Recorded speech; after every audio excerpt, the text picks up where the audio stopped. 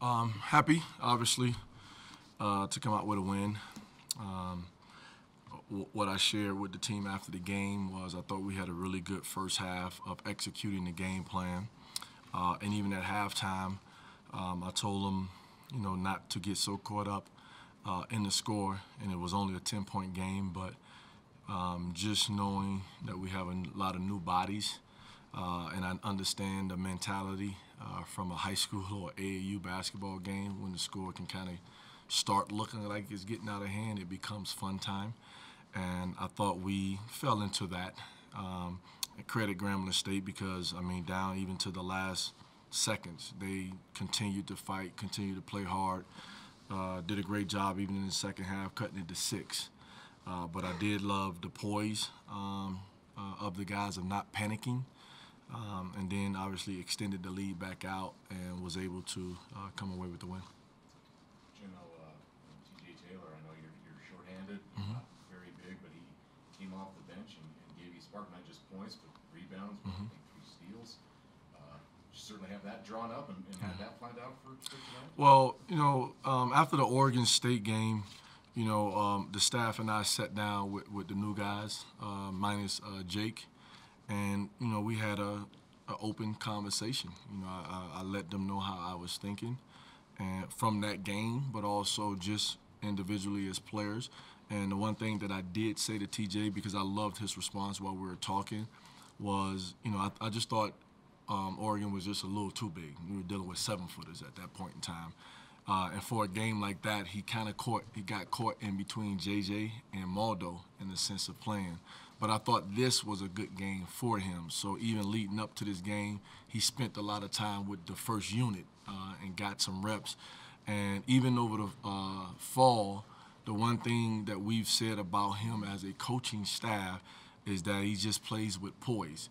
So every time he's actually out on the floor with the older group, he can fit in and not be erratic at the end of the day. So, again, like you said, a lot of people may look at him scoring the basketball, but I thought it was the other stuff that really, really kept him on the floor, rebounding the basketball and defending, even though we were in zone. Like Justin and Hunter both were talking about the objective, I guess their zones kind of get in the middle, kind of play inside out. Was like some better ball movement. You guys were able to do that tonight for the most part. For us? Well, even again, going from Oregon State and even learning some of these new guys' game a little bit better.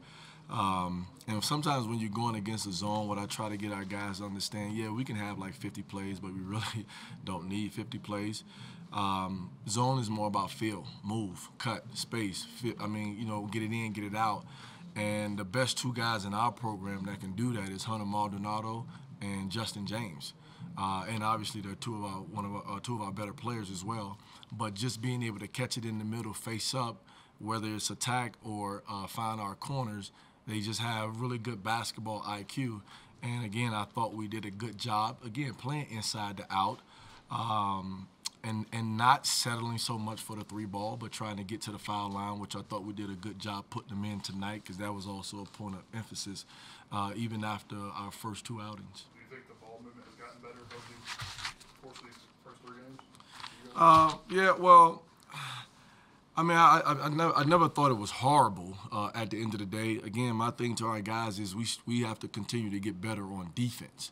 And I took some of the blame for their percentage from the 3-point line because our job was more so just about keeping them out of the paint and allowing them or to settle for effective 3-point shots.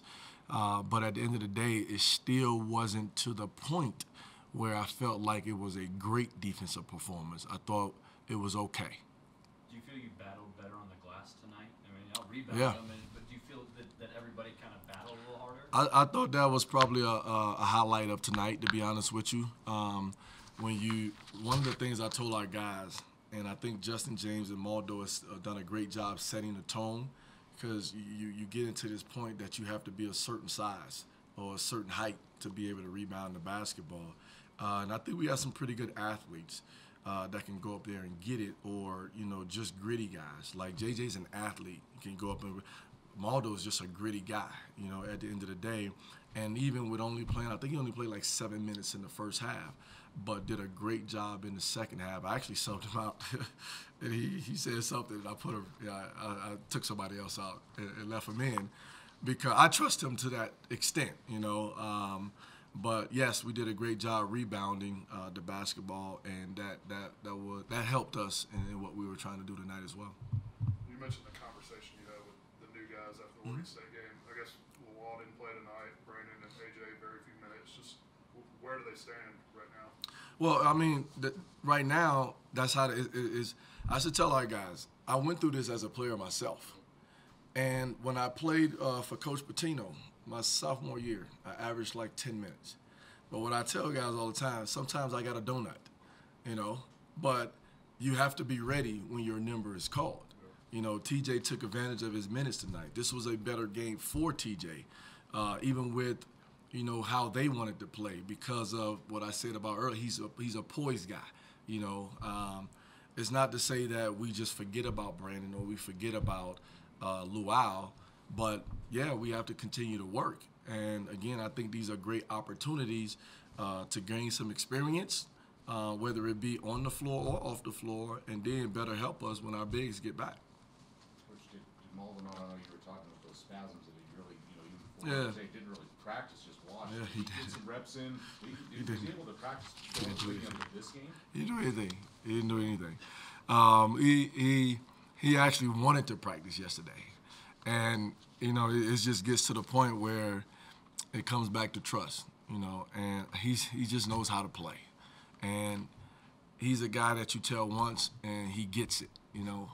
So he can sit there and watch practice, and everything I say he takes in.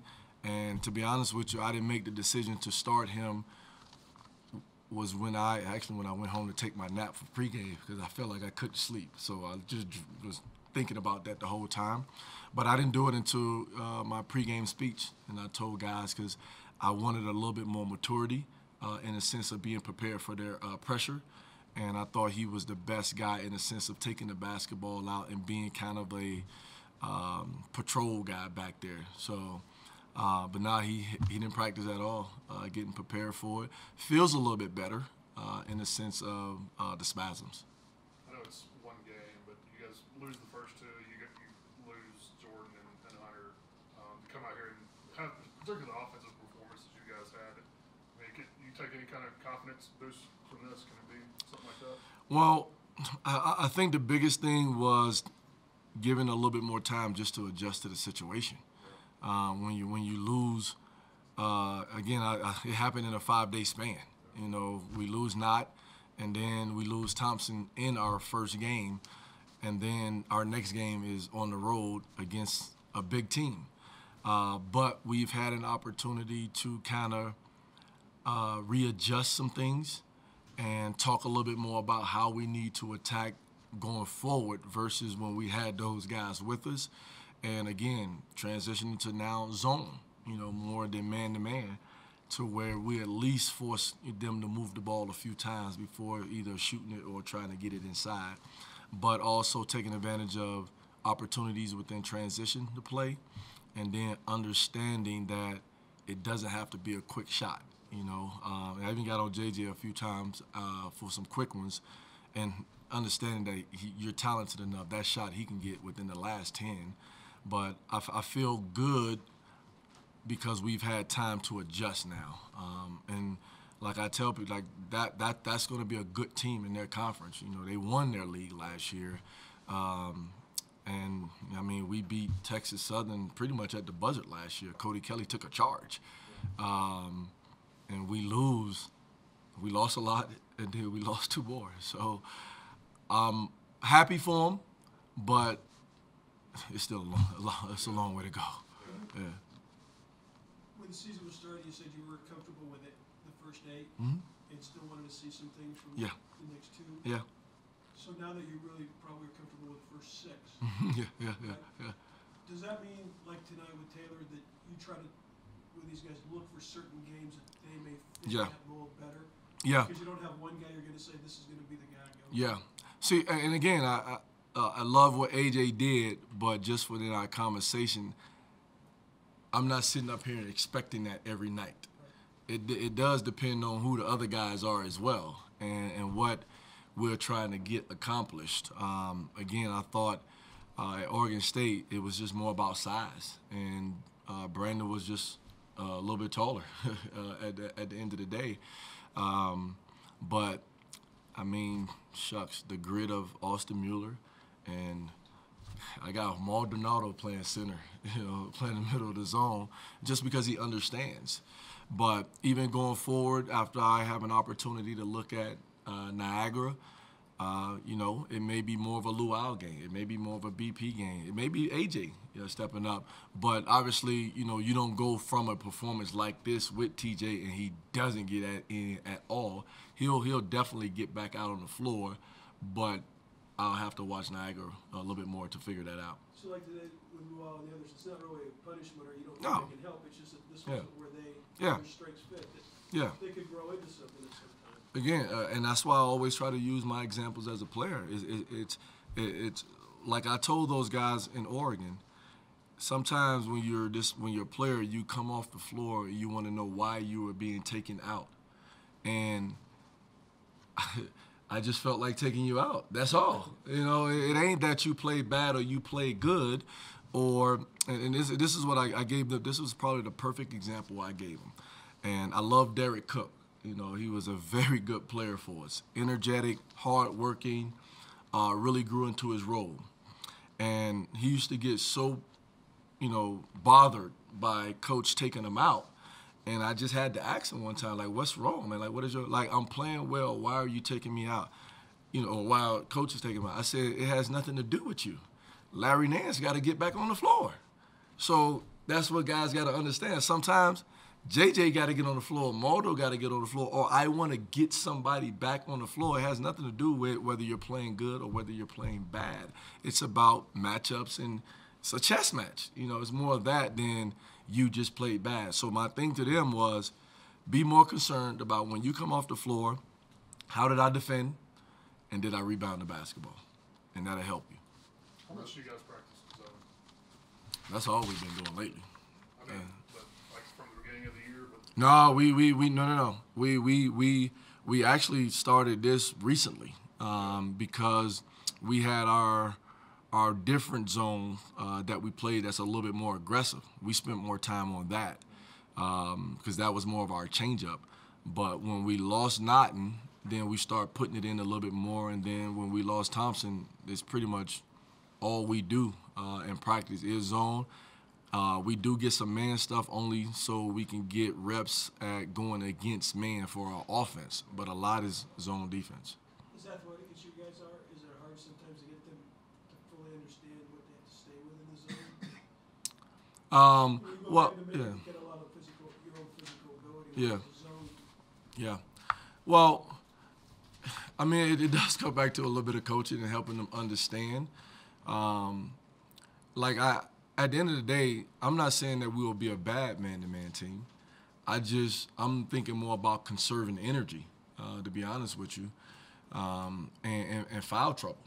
Keeping JJ, keeping Maldo, and guys like that out of foul trouble is probably more so the reason why we were doing it. But when things like this happen, it kind of opens your eyes a little bit as well. So I told the guys, to be honest with you, even when Thompson and Jordan are back, we're going to still play a lot of zone because I want to play Thompson and Jordan together. Real quick, are you ready for this challenge of kind of bang, bang, bang right in a row here as you go over this next week, basically? Ready or not, basically? I think we got a great staff here. We'll get the right information, to our guys. And again, I think we have some really good leadership from our seniors. And the opportunity is going to be there. We'll be ready with the right information. They'll come out and they'll play hard. And my thing to them is always we'll let the chips fall where they may. But, I would never say, we'll be unprepared, coming in against anybody.